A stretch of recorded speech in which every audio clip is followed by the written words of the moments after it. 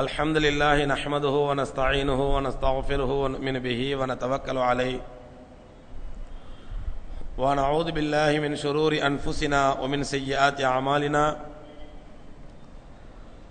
मन यहदिहिल्लाहु फला मुदिल्ल लहु व मन युद्लिल फला हादिय लहु व नशहदु अन ला इलाहा इल्लल्लाहु वहदहु ला शरीका लहु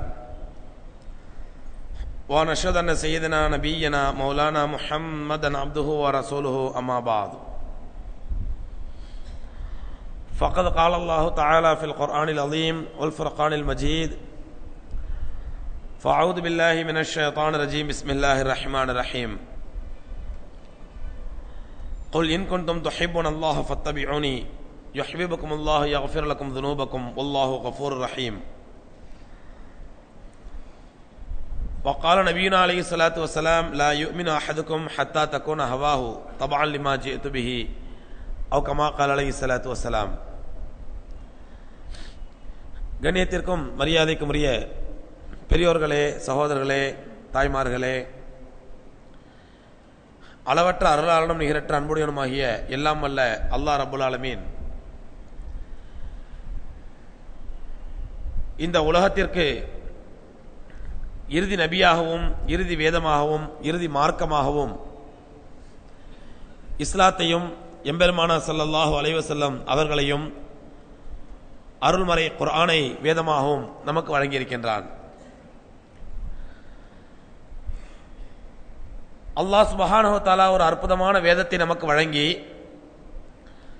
எம்பெருமானார் ஸல்லல்லாஹு அலைஹி வஸல்லம் அவர்களை வாழ்க்கையின் வழிகாட்டியாக நமக்கு இந்த உலகத்திற்கு அனுப்பி அல்லாஹ்வுடைய அருள்மறையையும் பெருமானார் ஸல்லல்லாஹு அலைஹி வஸல்லம் அவர்களுடைய வழிமுறைகளையும் பின்பற்றி நடக்கும் வரை இந்த உலகத்திலும் வெற்றி பெறுவீர்கள், மறுமையிலும் வெற்றி பெறுவீர்கள் என்ற ஒரு சுப செய்தியோடு இந்த உலகத்திற்கு ரப்புல் ஆலமீன் நம்மை எல்லாம் பிரதிநிதியாக ஆக்கிய நோக்கமே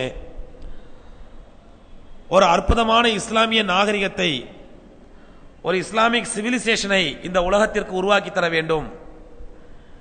இந்த உலகத்தில் உள்ள எத்தனையோ விதமான கேடுகட்ட கலாச்சாரங்கள், அசிங்கமான நாகரிகங்கள், அவற்றை பின்பற்றக்கூடிய மக்கள் தங்களையும் அழித்து தங்களை சார்ந்த சமுதாயத்தையும் அழித்து உலக வாழ்க்கையையும் கெடுத்து அதன் மூலமாக தங்களுடைய மறுமை வாழ்க்கையையும் பாழாக்கிக் கொள்கிறார்களே, அதற்கு மாறாக, அதற்கு மாற்றமாக ஒரு அற்புதமான கலாச்சாரத்தை இந்த சமுதாயத்திற்கு வழங்கி, இந்த மக்களுக்கு வழங்கி, அந்த கலாச்சாரத்தை அவர்கள் பின்பற்றுவதன் மூலமாக உலகத்தில் அவர்கள் உண்மையான மனிதர்களாக வாழ்ந்து மறுமையிலும் அல்லாஹ்வுடைய மிகச் சிறந்த வெற்றியான ஜன்னத்துல் ஃபிர்தௌஸ் என்ற சொர்க்கத்தை பெற்ற மக்களாக ஆக வேண்டும் என்பதற்காகத்தான் அல்லாஹ் சுப்ஹானஹு வ தஆலா இந்த உலகத்திற்கு இஸ்லாம் என்ற ஒரு அற்புதமான கலாச்சாரத்தை, ஒரு இஸ்லாமிய நாகரிகத்தை அல்லாஹ் இந்த உலகத்திற்கு கற்றுக் கொடுத்தான்.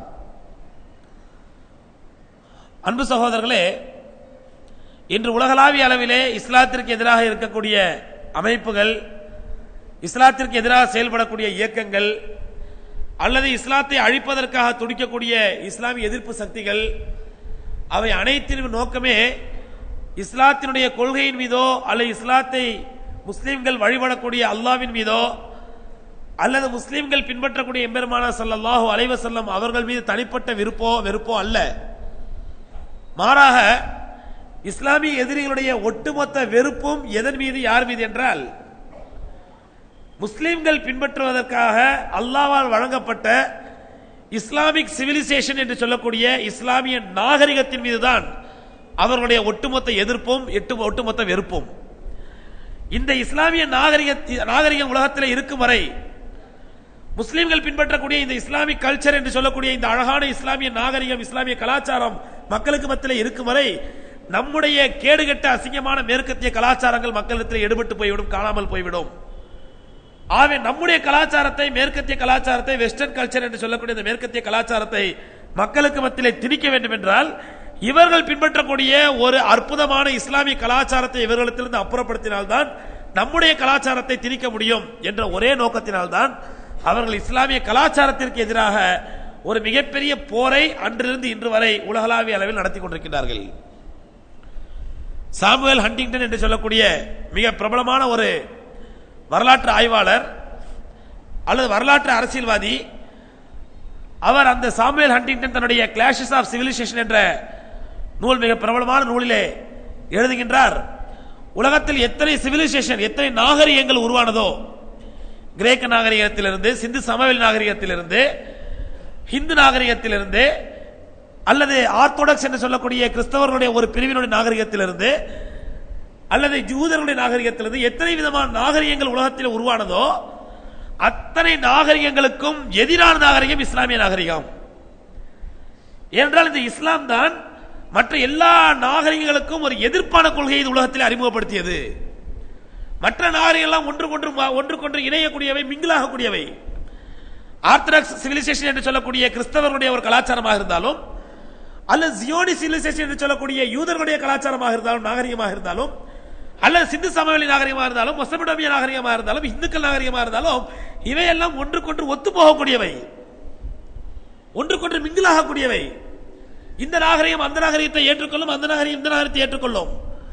ஆனால் உலகத்தில் இதுவரை வந்த எந்த நாகரிகத்தையும் ஏற்றுக்கொள்ளாமல் தனக்கென்று ஒரு தனி சிவிலைசேஷன், தனக்கென்று ஒரு தனி கலாச்சார அமைப்பு, தனக்கென்று ஒரு தனி நாகரிகம் வைத்திருக்கக்கூடிய இந்த இஸ்லாம் மட்டும் வேற எந்த நாகரிகத்தோடும் இணைவதில்லை. அதனால் உலகத்தில் தோன்றிய அத்தனை நாகரிகங்களுக்கும் எதிரான நாகரிகம் இஸ்லாமிய நாகரிகம் என்று சாமுவேல் ஹண்டிங்டன் என்ற ஒரு மிக பிரபலமான வரலாற்று ஆய்வாளர் தன்னுடைய கிளாஷஸ் ஆஃப் சிவிலைசேஷன் என்ற புத்தகத்திலே குறிப்பிடுகின்றார். அருமை சகோதரர்களே, அவர் சொன்ன வார்த்தைகள் அல்லது அவர் எழுதிய அந்த கருத்துக்கள், அவர் சொன்ன அந்த சென்டென்ஸ் அமைப்பு நம்மை போன்ற பாமர மக்களுக்கு புரியாமல் இருக்கலாம். ஆனால் அதில் ஒரு உள்ளார்ந்த கருத்து என்னவென்றால், சத்தியமான கருத்து என்னவென்றால், மற்ற சிவிலைசேஷன் என்று சொல்லக்கூடிய மற்ற நாகரிகங்கள் அல்லது மற்ற கலாச்சாரங்கள் அல்லது மற்ற மக்கள் பின்பற்றக்கூடிய அவர்களுடைய நாகரிகங்கள் எல்லாம் எப்படிப்பட்டது என்றால் மனிதர்களால் உருவாக்கப்பட்டவை. ஒன்றை பார்த்து ஒன்று, ஒன்றை பார்த்து ஒன்று, அதிலிருந்து கொஞ்சம் மாற்றமாக, இதிலிருந்து கொஞ்சம் மாற்றமாக, அதிலிருந்து கொஞ்சம் எடுத்து வைத்துக் கொண்டு, இதிலிருந்து கொஞ்சம் எடுத்து வைத்துக் கொண்டு, இதிலிருந்து கொஞ்சம் கூட்டி, அதிலிருந்து கொஞ்சம் கழித்து, இப்படி மனிதர்கள் அவர்களாகவே உருவாக்கிய ஒன்றை பார்த்து ஒன்று. ஆனால் இஸ்லாமிக் சிவிலைசேஷன் என்று சொல்லக்கூடிய இன்று வரை 1400 வருடங்களாக உலகத்தில் உயர்ந்தோங்கி நிற்கக்கூடிய, இன்ஷா அல்லாஹ் கியாமத் நாள் வரை உயர்ந்து நிற்கப் போகின்ற இந்த இஸ்லாமிக் நாகரிகம் மட்டும்தான், இஸ்லாமிக் சிவிலைசேஷன் மட்டும்தான். இது மனிதர்களால் உருவாக்கப்பட்ட அல்ல, இது கலப்படங்களால் செய்யப்பட்டது அல்ல, கூட்டி கழைத்து சேர்த்து இணைத்து பிணைக்கப்பட்டது அல்ல. இது அல்லாஹ் ரப்புல் ஆலமீனால் இந்த உலகத்திற்கு வழங்கப்பட்ட ஒரு கலாச்சாரம். இந்த கலாச்சாரத்திலே அல்லாஹ் ரப்புல் ஆலமீன் என்று கொடுத்தானோ அன்று முதல் இன்று வரை அல்லது கியாமத் நாள் வரையில் அதில் எந்த மாற்றம் இருக்காது, எந்த கூட்டல் கழித்தல் வகுத்தல் பெருக்கல் எதுவுமே இருக்காது. அதனால்தான் இந்த நாகரிகம் மற்ற எந்த நாகரிகத்தோடு மிங்கிள் ஆவதில்லை, காம்ப்ரமைஸ் ஆவதில்லை. ரப்புல் ஆலமீன் தன்னுடைய திருமறையில் சொல்லும் பொழுது, ஓ கலிமத்துல்லாஹில் உல்யா, அல்லாஹ்வுடைய வார்த்தை அது மட்டும்தான் உலகத்தில் உயர்ந்தோங்கி இருக்க வேண்டும், அது மட்டும்தான் உயர்ந்தோங்க வேண்டும். மற்ற அதுவும் இருக்கலாம், இதுவும் இருக்கலாம், மத நல்லிணக்கம் அதையும் சேர்த்துக் கொள்ள வேண்டும், இதையும் சேர்த்துக் கொள்ள வேண்டும். நீ என்னுடைய கோயிலுக்கு வா, நான் உன்னுடைய பள்ளிவாசலுக்கு வருகிறேன், அல்ல நான் உன்னுடைய கோயிலுக்கு வருகிறேன், நீ என்னுடைய பள்ளிவாசலுக்கு வா, எல்லோரும் அண்ணன் தம்பிகளா சேர்ந்திருக்கலாம் என்ற இது போன்ற இணக்கங்களை இஸ்லாம் ஒருபோதும் ஏற்றுக்கொள்வதில்லை. கலிமத்துல்லாஹில் உல்யா, அல்லாஹ்வுடைய வார்த்தை அது மட்டும்தான் உலகத்தில் உயர்ந்து நிற்க வேண்டும், ஓங்கி நிற்க வேண்டும். ஏனென்றால் இது மட்டும்தான் அல்லாஹ்வால் அருளப்பட்ட மார்க்கம். உன்னுடைய மார்க்கத்தையும் ஏற்றுக்கொள்வோம், என்னுடைய மார்க்கத்தையும் ஏற்றுக்கொள்வோம் என்ற வாதத்தை எல்லாம் இஸ்லாம் ஏற்றுக்கொள்ளவில்லை. ஏன் இப்படிப்பட்ட ஒரு சமாதானத்திற்கு நாம் அந்த கலாச்சாரத்தை எடுத்துக்கொள்ளலாம், அவர்கள் நல்ல விஷயங்களை எடுத்துக்கொள்ளலாம், சமாதான அடிப்படையிலே கலாச்சார அடிப்படையிலே அவர்களோடு இணைந்து செல்வது தவறல்ல, அவர்களோடு சேர்ந்திருப்பது தவறல்ல என்ற இப்படிப்பட்ட ஒரு மடத்தனமான சமாதான கொள்கை இருக்கிறது, ஒரு காம்ப்ரமைஸ் இருக்கின்றது. இது மாதிரி அதாவது பிளெக்சிபிளாக அவர்களுக்காக வளைந்து கொடுப்பது இருக்கிறது. இது போன்ற ஒரு வளையும் நிலையை எம்பெருமானார் ஸல்லல்லாஹு அலைஹி வஸல்லம் அவர்கள் காலத்தில் குறைஷிகள் அறிமுகப்படுத்தினார்கள். அல்லாஹ்வுடைய தூதர் ஸல்லல்லாஹு அலைஹி வஸல்லம் அவர்களை எந்த அளவுக்கு எதிர்க்க வேண்டும் எதிர்க்க பார்த்தார்கள், முடியவில்லை. அழிப்பதற்காக எல்லா விதமான முயற்சிகளும் செய்தார்கள், முடியவில்லை. இஸ்லாத்தை ஒழித்து கட்டுவதற்கு என்னென்ன செய்ய வேண்டுமோ அத்தனை செய்தார்கள், இயலவில்லை. கடைசியாக ஒரு காம்ப்ரமைஸுக்கு வந்தார்கள், கடைசியாக ஒரு சமாதானத்திற்கு வந்தார்கள். என்ன சமாதானம்? நமக்குள்ள ஒரு உடன்பாடு செய்து கொள்ளலாம். கிளாஷஸ் ஆஃப் சிவிலைசேஷன் இல்லை, காம்ப்ரமைஸ் ஆஃப் சிவிலைசேஷன். கலாச்சார சமாதானத்தை ஏற்றுக்கொள்ளலாம், நமக்கு மத்தியில் நாகரிக ஒற்றுமையை ஏற்படுத்திக் கொள்ளலாம். எப்படி என்றால், எங்களுடைய தெய்வங்களை நீங்கள் ஏற்றுக்கொள்ள வேண்டும், உங்களுடைய தெய்வமாக அல்லாஹ்வை நாங்கள் ஏற்றுக்கொள்கிறோம். எங்களுடைய வணக்க வழிபாடுகளுக்கு நீங்கள் ஒத்துழைப்பு கொடுக்க வேண்டும், உங்களுடைய வணக்க வழிபாடுகளுக்கு நாங்கள் ஒத்துழைப்பு கொடுக்கின்றோம். உங்களை எதிர்த்து பார்த்தோம், அழித்து பார்த்தோம், தாக்கி பார்த்தோம், துரத்தி பார்த்தோம், எதுவுமே எங்களால் வெற்றி அடைய முடியவில்லை. கடைசியில் இப்படிப்பட்ட ஒரு சமாதானத்திற்கு வருகிறோம் என்று மக்கத்து குறைஷிகள் வந்த பொழுது எம்பெருமானார் ஸல்லல்லாஹு அலைஹி வஸல்லம் அவர்களுக்கு அல்லாஹ் ரப்பல் ஆலமீன் இறை வசனத்தை இறக்கினான். அல்லாஹ் ரப்பல் ஆலமீன் ஆயத்தை இறக்கினான். குல் யா அய்யுஹல் காஃபிரூன், ஓ காஃபிர்களே, இறை மறுப்பாளர்களே, உங்களுடைய சிவிலைசேஷன் வேறு, உங்களுடைய கலாச்சாரம் வேறு, மனிதர்களால் தோற்றுவிக்கப்பட்டது, கற்பனைகளும் கதைகள் நிறைந்த கலாச்சாரம். இந்த கலாச்சாரத்தை கொண்டு வந்து இஸ்லாமிய கலாச்சாரத்தோட காம்ப்ரமைஸ்க்கு வரீர்களே, எப்படி காம்ப்ரமைஸ் ஆக முடியும்? ஒரு சத்தியமும் அசத்தியமும் காம்ப்ரமைஸ் ஆகுமா? ஒரு ஒரிஜினலும் டூப்ளிகேட்டும் காம்ப்ரமைஸ் ஆகுமா? அல்லது நிறத்தில் ஒன்றாக இருக்கிறது என்பதற்காக அரைத்து வைத்த சந்தனமும் சாக்கடையில் மலமும் காம்ப்ரமைஸ் ஆக முடியுமா? எப்படி காம்ப்ரமைஸ் ஆக முடியும்? ரப்பல் ஆலமீன் வசனத்தை இறக்கினான். குல் யா அய்யுஹல் காஃபிரூன், அல்லாஹ்வை மறுக்கக்கூடிய காஃபிர்களே, லா அஅபுது மா தஅபுதூன், நீங்கள் வணங்கக்கூடிய சிலைகளையோ தெய்வங்களையோ ஒருபோதும் நான் வணங்க முடியாது. வலா அன்தும் ஆபிதூன மா அஅபுது, நான் வணங்கக்கூடிய அல்லாஹ்வை நீங்கள் வணங்குகிறீர்களோ வணங்கவில்லையோ உங்கள் விருப்பம். ஆனால் நீங்கள் வணங்கக்கூடிய தெய்வத்தை ஒருபோதும் என்னால் வணங்க முடியாது. கடைசியாக ஒரு காம்ப்ரமைஸ் வரலாம். என்ன காம்ப்ரமைஸ் தெரியுமா? நான் வணங்குவதை நீங்கள் வணங்க வேண்டும், நீங்கள் வணங்குவதை நான் வணங்க வேண்டும், உங்களுடைய கொள்கையை நான் ஏற்றுக்கொள்ள வேண்டும், என்னுடைய கொள்கையை நீங்கள் ஏற்றுக்கொள்ள வேண்டும். இதுவல்ல காம்ப்ரமைஸ். அப்படி காம்ப்ரமைஸுக்கு வருவதாக இருந்தால் லக்கும் தீனுக்கும் வலிய தீன், உங்களுடைய கொள்கையில நீங்கள் இருந்து கொள்ளுங்கள், என்னை தொந்தரவுப்படுத்தாதீர்கள், என்னுடைய கொள்கையில நான் இருந்து கொள்கிறேன். அருமை சகோதரர்களே, 1400 வருடங்களுக்கு முன்பாக சிவிலைசேஷனுக்கு மத்தியிலே, கலாச்சாரங்களுக்கு மத்தியிலே, நாகரிகத்துக்கு மத்தியிலே ஒரு ஒற்றுமையை ஏற்படுத்துவோம், ஒரு சமாதானத்தை ஏற்படுத்துவோம், ஒரு காம்ப்ரமைஸை ஏற்படுத்துவோம், இஸ்லாம் கொஞ்சம் பிளெக்சிபிளாக ஆக்கிக் கொள்ளலாம் என்று வந்த பொழுது உலகத்தார் கியாமத் நாள் வரை வரக்கூடிய மக்களுக்கு படிப்பினையாக அல்லாஹ் ரப்பல் ஆலமீன் வசனத்தை இறக்கினான். அன்பு சகோதரர்களே, இன்று வரை உலகத்திலே மக்கள் இஸ்லாத்தின் எதிரிகள் யூத நசாராக்களாக இருந்தாலும் சரி, சங் பரிவார்களாக இருந்தாலும் சரி, அல்ல ஜியோனிஸ்டுகளாக இருந்தாலும் சரி, அல்ல உலகத்தில் எத்தனை இஸ்லாமிய எதிரிகள் இருக்கிறார்களோ அத்தனை இஸ்லாமிய எதிரிகளும் இஸ்லாத்தை எதிராக பார்ப்பது இஸ்லாமிய கலாச்சாரத்தை வைத்துத்தான், இஸ்லாமிய கல்ச்சுரலை வைத்துத்தான். நாம் கேள்விப்பட்ட ஒரு பிரபலமான வரலாற்று சம்பவம் கேள்விப்பட்டிருப்போம். உலகம் முழுவதும் வியாபித்திருந்த பிரிட்டிஷ் ஆட்சி, பிரிட்டிஷ் எம்பையர் உலகம் முழுவதும் ஆட்சி கொண்டிருந்தார்கள் ஆங்கிலேயர்கள். அப்பொழுது பிரிட்டிஷ் பார்லிமெண்ட்ல ஒரு விவாதம் நடைபெறுகின்றது. நம்முடைய கலாச்சாரத்தை, மேற்கத்திய கலாச்சாரத்தை, நம்முடைய வெஸ்டர்ன் கல்ச்சரை மக்களுக்கு மத்தியில் எந்தெந்த பகுதியில் ஈஸியாக பூத்த முடிந்தது, எந்தெந்த மக்களுக்கு மத்தியில் ஈஸியாக நம்மால் பூத்த முடியவில்லை, எங்கெங்கே நம்முடைய கலாச்சாரம் வந்து அவர்களை டாமினேட் செய்தது, எங்கெங்கெல்லாம் எந்தெந்த பகுதிகளெல்லாம் டாமினேட் செய்ய முடியவில்லை என்பதை பற்றி ஒரு விவாதம் நடந்த பொழுது கிளாட்ஸ்டோன் என்று சொல்லக்கூடிய செனட் உறுப்பினர் அங்கு சபையிலே பேசுகின்றார். அல்லாஹ்வுடைய குர்ஆனை கையில் எடுத்து வைத்து பேசுகின்றார். இந்த குர்ஆன் மக்களுக்கு மத்தியில் எங்கெல்லாம் முழுக்க முழுக்க தொடர்பு இருக்கின்றதோ அங்கெல்லாம் நம்முடைய கலாச்சாரத்தை நுழைக்க முடியவில்லை. எந்த பகுதியில் இந்த குர்ஆனுடைய தொடர்பு இல்லாமல் இருக்கிறதோ அங்குதான் நம்முடைய கலாச்சாரத்தை திணிக்க முடிந்தது என்று பேசிவிட்டு அந்த குர்ஆனிலிருந்து ஒரு தாளை கிழிக்கின்றார். கிழித்து சொல்கின்றார், இந்த புத்தகத்தோடு இணைந்திருக்கும் வரைதான் இந்த தாளுக்கு மதிப்பு, இந்த புத்தகத்திலிருந்து தாளை தனியாக எடுத்து விட்டால் இது ஒரு சாதாரண தாளாக ஆகிவிடும், புத்தகம் என்ற மதிப்பு கிடைக்காது. அதுபோன்று இந்த இஸ்லாமிய சமுதாயத்தை குர்ஆனுடைய தொடர்பை விட்டு என்றைக்கு நாம் துண்டிப்போமோ அன்றைக்கு தான் நம்முடைய வெஸ்டர்ன் கல்ச்சர் என்ற மேற்கத்திய கலாச்சாரத்தை இந்த மக்களுக்கு மத்தியில் திணிக்க முடியும். அதற்கு ஏற்றவாறு கல்வி திட்டத்தை உருவாக்க வேண்டும், அதற்கேற்றவாறு கலாச்சார சீரழிவுக்கு ஏற்பாடு செய்ய வேண்டும், அதற்கேற்றவாறு முஸ்லிம்களுடைய ஈமானையும் தக்வாவையும் கெடுக்கும் விதத்திலே எல்லா விதமான முயற்சிகளும் செய்ய வேண்டும். அதுவரை நம்முடைய கலாச்சாரத்தை இந்த மக்களுக்கு மத்தியிலே திணிக்க முடியாது என்று பேசினார். அப்பொழுது உருவாக்கப்பட்டதுதான் லார்டு மெக்காலே, லார்டு டன்லப் என்ற 2 அறிவு ஜீவிகளுடைய தலைமையிலே ஒரு இஸ்லாத்திற்கு எதிரான, முழுக்க முழுக்க இஸ்லாத்திற்கு எதிரான ஒரு கல்வி சிலபஸ், ஒரு எஜுகேஷனல் சிலபஸ், ஒரு கல்வி திட்டம் வகுக்கப்பட்டு அந்த கல்வி திட்டத்தை முஸ்லிம்கள் அதிகமாக இருக்கக்கூடிய பகுதியில் நுழைக்கப்பட்டு அதன் மூலமாக இஸ்லாமிய கலாச்சாரத்தை சீரழிக்க வேண்டும் என்று மேற்கத்திய உலகம் செய்த சூழ்ச்சி இன்று அதிலே கொஞ்சம் கொஞ்சமாக வெற்றி பெற்றுக் கொண்டிருக்கின்றார்கள். இது ஒரு பழைய வரலாற்று சம்பவம். அந்த சூழ்ச்சியிலே அவர்கள் வெற்றி பெற்றார் என்பதற்கு யதார்த்தம் என்னவென்றால் சகோதரர்களே, இன்று முஸ்லிம்களுக்கு மத்தியிலே மேற்கத்திய கலாச்சாரம் கொஞ்சம் கொஞ்சமாக ஊடுருவ ஆரம்பித்து விட்டது.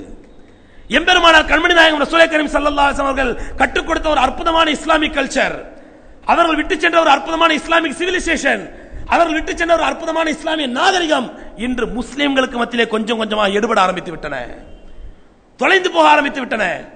ஏதோ ஒரு வகையிலே இன்று முஸ்லிம்களுக்கு மத்தியிலே இஸ்லாம் என்பதும் பெருமானார் ஸல்லல்லாஹு அலைஹி வஸல்லம் அவர்களை பின்பற்றுவதும் எப்படி ஆகிவிட்டது என்றால், தனக்கு சாதகமாக இருந்தால், தனக்கு ஒத்து வந்தால், தன்னுடைய வழக்கத்திற்கு ஒத்து வந்தால் வணக்கத்தை எடுத்துக்கொள்வது, தன்னுடைய வழக்கத்திற்கு ஒத்து வரவில்லை என்றால் வணக்கத்தை விட்டு விடுவது என்ற நிலைக்கு முஸ்லிம்கள் தள்ளப்பட்டிருக்கின்றார்கள். அருமை சகோதரர்களே, அதனால்தான் கண்மணி நாயகம் ஸல்லல்லாஹு அலைஹி வஸல்லம் அவர்கள் எப்படிப்பட்ட சமுதாயத்தை இந்த உலகத்தை விட்டு சென்றார்கள் என்றால், அவர்கள் அல்லாஹ்வுடைய தூதர் ஸல்லல்லாஹு அலைஹி வஸல்லம் அவருடைய ஒரு சுன்னத், ஒரு வழிமுறை என்று தெரிந்தவுடன் அதற்கு முன்னால் வேறு எதையுமே அவர்கள் பெரிதாக பொருட்படுத்தவில்லை. பெருமானாருடைய விருப்பத்திற்கு முன்பாக வேற எதையுமே பொருட்படுத்தவில்லை. பெருமானாருடைய வெறுப்புக்கு எதிராக வேற எதையுமே அவர்கள் தாங்கிக் கொள்ள தயாராக இல்லை. அபூதாவூதில் ஹதீஸ் பதிவு செய்யப்பட்டுள்ளது. அனஸ் ரலியல்லாஹு தஆலா அறிவிக்கின்றார்கள், எம்பெருமானார் ஸல்லல்லாஹு அலைஹி வஸல்லம் அவர்கள் சஹாபாக்களோடு மதீனாவுடைய வீதியில சென்று கொண்டிருக்கிறார்கள். அங்கே ஒரு அன்சாரி சஹாபியுடைய வீடு கொஞ்சம் பளபளப்பாக கட்டப்பட்டு ஒரு கூம்பு போன்ற ஒரு வடிவத்தில் அந்த வீடு கட்டப்பட்டிருக்கிறது. கொஞ்சம் பார்ப்பதற்கு ஒரு கவர்ச்சியாக அழகாக கட்டப்பட்டிருந்தது. பெருமானார் ஸல்லல்லாஹு அலைஹி வஸல்லம் அவர்கள் அழைத்து நடந்து செல்லும் பொழுது அருகில் வந்த சஹாபாக்களை பார்த்து, யாருடைய வீடு என்று ஒரு வெறுப்போடு கேட்டார்கள். அவ்வளவுதான். இது யாருடைய வீடு என்று ஒரு முகத்தில் வெறுப்போடு கேட்டார்கள். சஹாபாக்கள் சொன்னார்கள், இன்னும் அன்சாரி சஹாபியுடைய வீடு. அவ்வளவுதான். அதற்கு பிறகு பெருமானார் ஸல்லல்லாஹு அலைஹி வஸல்லம் வீட்டை பற்றி எந்த கமெண்ட் பண்ணல, அது எந்த விதமான ஒரு விமர்சனம் செய்யல, அது எந்த விதமான அபிப்பிராயம் சொல்லல. முகத்தில் வெறுப்போடு யாருடைய வீடு என்று கேட்டாரோ, இன்னும் சஹாபியுடைய வீடு என்று சொன்னார். அவ்வளவுதான். 2-3 நாட்களுக்கு பிறகு அந்த சஹாபி, அந்த வீட்டுக்கு சொந்தக்கார அந்த சஹாபி எம்பெருமானார் ஸல்லல்லாஹு அலைஹி வஸல்லம் வீட்டுக்கு வருகின்றார்கள். அவர் சபைக்கு வருகின்றார்கள். வந்து அல்லாஹ்வுடைய தூதர் ஸல்லல்லாஹு அலைஹி வஸல்லம் சலாம் சொன்னார்கள். பெருமானார் ஸல்லல்லாஹு அலைஹி வஸல்லம் அவர்கள் அந்த சஹாபியினுடைய சலாத்திற்கு வெளிப்படையாக பதில் சொல்லாமல் மனதுக்குள்ளேயே பதில் சொல்லிக்கொண்டு முகத்தை திருப்பிக் கொண்டார்கள். தன்னுடைய வெறுப்பை காட்டுவதற்காக பதில் சொல்லாமல் இல்லை, பதில் சொன்னார்கள். மனதுக்குள்ளே சலாத்திற்கு பதில் சொல்லிக்கொண்டு தன்னுடைய முகத்தை திருப்பிக் கொண்டார்கள். அந்த அன்சாரி சஹாபிக்கு மன உறுத்தல் ஏற்பட்டது.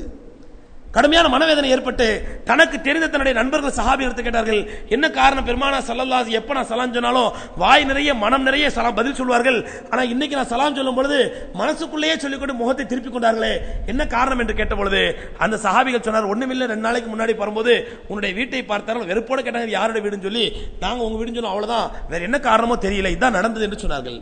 அந்த சஹாபி அதற்கு பிறகு என்ன காரணம், ஏது காரணம், பெருமானாரிடத்தில் நேரடியாக போய் விளக்கம் கேட்டு விவாதம் செய்து அதற்கு ஆதாரம் பெற்று ஈதாரம் பெற்று எதுவுமே செய்யவில்லை. நேரடியாக சென்றார்கள். அந்த வீட்டிற்கு மேலே கட்டப்பட்ட அந்த குப்பாவையும் வீட்டின் பெரும் பகுதியையும் இடித்து தள்ளினார்கள். இது ஏதோ கதையோ கற்பனை அல்ல சகோதரர்களே. கண்மணி நாயகம் ஸல்லல்லாஹு அலைஹி வஸல்லம் அவர்கள் எப்படிப்பட்ட சமுதாயத்தை இந்த உம்மத்திற்கு வழிகாட்டுதலாக முன்மாதிரியாக விட்டு சென்றார்கள் என்பதற்கு சத்தியமான யதார்த்தமான உயிரோடு உள்ள ஆதாரம். சஹாபி எடுத்து தள்ளினார்கள்.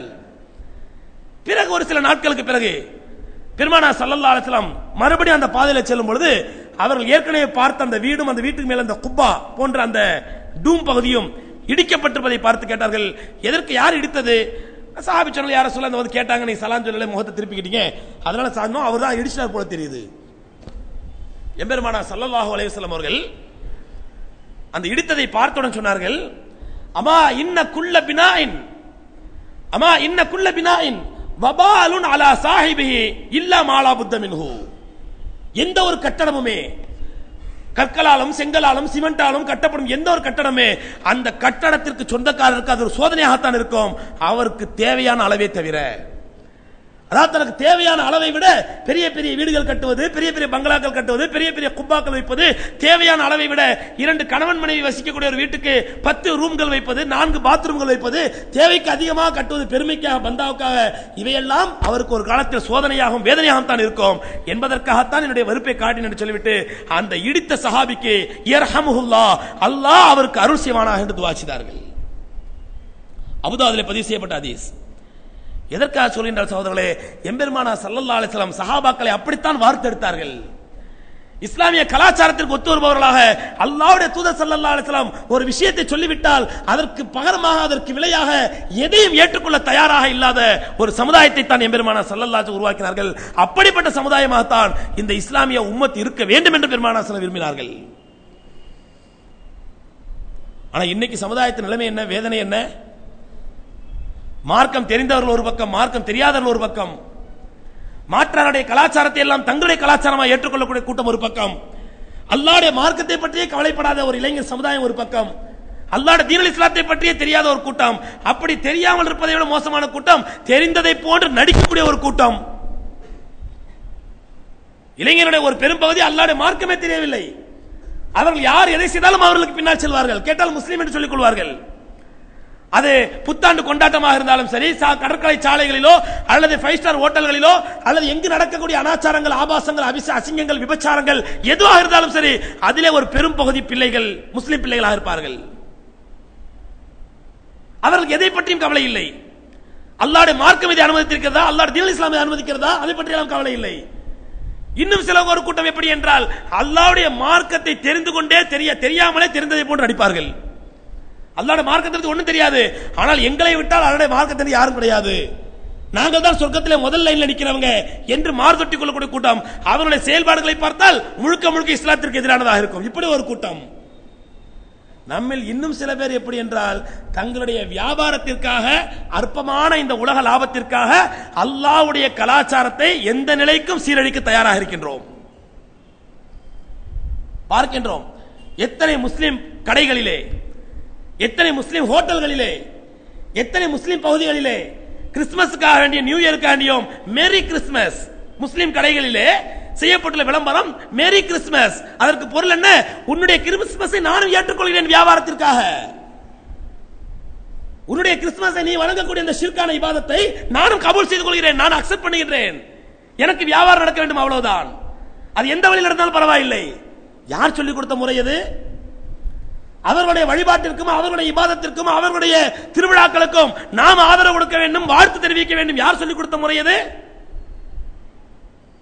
அது மட்டுமல்ல, நியூ இயர் என்று வந்துவிட்டால் இஸ்லாமிய நியூ இயருக்கு ஒரு பக்கம் வாழ்த்துக்கள், கிறிஸ்தவ நியூ இயருக்கு ஒரு பக்கம் வாழ்த்துக்கள். கேட்டால் இதெல்லாம் சமய நல்லிணக்கம், மத நல்லிணக்கம். அருமை சகோதரர்களே, ஒன்று மட்டும் நாம் விளங்கிக் கொள்ள வேண்டும், எந்த நிலையிலும் அல்லாஹ்வுடைய தீனுல் இஸ்லாம், எந்த நிலையிலும் அல்லாஹ் கற்றுக் கொடுத்த இந்த அற்புதமான இஸ்லாமிக் கல்ச்சர் வேறு எந்த கலாச்சாரத்தோடும் காம்ப்ரமைஸ் ஆகாது, எந்த கலாச்சாரத்தோடும் பிளெக்சிபிள் ஆகாது. அல்லாஹ்வுடைய மார்க்கம் யாரோடும் ஒத்து கொடுக்காது, வளைந்து கொடுக்காது. அல்லாஹ்வுடைய தூதர் ஸல்லல்லாஹு அலைஹி வஸல்லம் எப்படிப்பட்ட அற்புதமான கலாச்சாரத்தை கற்றுக் கொடுத்தார்களோ அந்த கலாச்சாரத்தை நோக்கி இன்று மேற்கத்திய கலாச்சாரத்திலே மூழ்கி போனவர்கள் எல்லாம் வெறுத்து போய் அல்லாஹ்வுடைய சுன்னத்தின் பக்கம், அல்லாஹ்வுடைய கட்டளையின் பக்கமும் பெருமானாருடைய சுன்னத்தின் பக்கம் விரைந்து வந்து கொண்டிருக்கிறார்கள். இப்படிப்பட்ட காலகட்டத்திலே நாம் முஸ்லிம் அல்லாத கலாச்சாரத்தை கையில் எடுத்து வழிபடுவது எந்த விதத்தில் நியாயம் சகோதரர்களே? இது ஏதோ ஒரு நியூ இயர் நேரத்திலேயோ நியூ இயர் வாழ்த்துக்களை சொல்லவில்லை. ஒவ்வொரு விஷயத்திலும் நம்முடைய வியாபாரமாக இருக்கட்டும், நம்முடைய திருமணமாக இருக்கட்டும், நம்முடைய வழிபாடுகளாக இருக்கட்டும், அல்லது நம்முடைய வணக்க வழிபாடுகளாக இருக்கட்டும், நம்முடைய வாழ்க்கை சூழ்நிலையாக இருக்கட்டும், அனைத்திலுமே நாம் அல்லாஹ்வுடைய தூதர் ஸல்லல்லாஹு அலைஹி வஸல்லம் கட்டளைகளை புறந்தள்ளி நமக்கு எது சாதகம், நமக்கு எது சாதகம், அதே நமக்கு என்ன பலன்? இன்றைக்கு பார்க்கிறோம் எத்தனையோ முஸ்லிம் முஹல்லாக்களிலே இஸ்லாத்திற்கு எதிரான முழுக்க முழுக்க ஷிர்கான, முழுக்க முழுக்க பிதாத்தான காரியங்கள் நடக்கின்றன. அவருக்கு கேட்டா எங்களுக்கும் தெரியுங்க, தப்பு தாங்க, தெரியும் தப்பு தான், ஆனா என்ன பண்றது, ஊரோட ஒத்து போக வேண்டியிருக்கிறது, என்ன செய்வது, காலங்காலமாக செய்து கொண்டிருக்கின்றோமே, பின்பற்றி கொண்டிருக்கிறோமே. ஆக இங்கே அல்லாஹ்வுடைய தூதர் ஸல்லல்லாஹு அலைஹி வஸல்லம் போதனை சொல்லப்பட்டோம், அல்லாஹ் ரப்பல் ஆலமீனுடைய எச்சரிக்கை வாசித்து காட்டப்பட்டோம், எடுத்து சொல்லப்பட்டோம். அங்கே அவர்களுக்கு அல்லாஹ்வுடைய கட்டளையோ பெருமானாருடைய போதனை பெரிதாக தெரியவில்லை. நாங்கள் காலங்காலமாக பின்பற்றுவது அந்த ஹராமாக இருந்தாலும், ஷிர்காக இருந்தாலும், பிதாத்தாக இருந்தாலும், எவ்வளவு நரக படுகொலை கொண்டு போய் சேர்க்கக்கூடிய படுபாதகமான பாவமாக இருந்தாலும் அதை பற்றி எங்களுக்கு கவலை இல்லை. நாங்கள் காலங்காலமாக ஃபாலோ பண்ணிட்டு இருக்கோம், அதான் எங்களுக்கு முக்கியம். இப்படிப்பட்ட சமுதாயத்தை எம்பெருமானார் ஸல்லல்லாஹு அலைஹி வஸல்லம் உருவாக்க நினைத்தார்கள்.